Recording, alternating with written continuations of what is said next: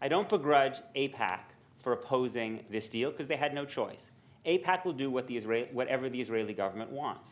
AIPAC's stated position is that it follows the policies and defends the policies of the Israeli government. When Netanyahu decided he was going to fight this, AIPAC had no choice. Had Netanyahu changed his mind, AIPAC would have changed its mind, but he didn't. The problem I have is with the other Jewish organizations that also went along. Those organizations like the federations that actually claim to speak for the Jewish community as a whole, because American Jews supported this deal. If you look at the Jewish Journal poll, which was done independently, not by a group that had a beef one way or the other, it found that American Jews supported this deal by 19 points.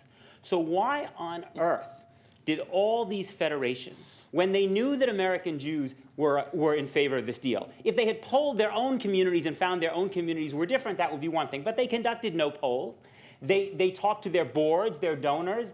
They listened to the Israeli government. They listened to AIPAC, which has a lot of influence in these organizations. And they defied the will of their own communities and the American Jewish people as a whole, even though the polls clearly said that American Jews as a whole support this deal. That, I think, was a very, very serious mistake. I think there's one other point to make. Again, I don't begrudge anyone who opposes this deal because they genuinely think it's bad.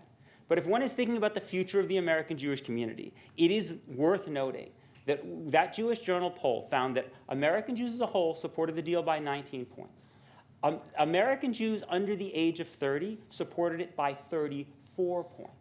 So what message is it sending to young American Jews when the Jewish leaderships that claim to represent them are acting against what they believe in a completely undemocratic way without ever asking the opinions of the communities? That is precisely the kind of thing that is producing the alienation among young American Jews, which represents a threat to the future of the American Jewish community. But Peter, I want to just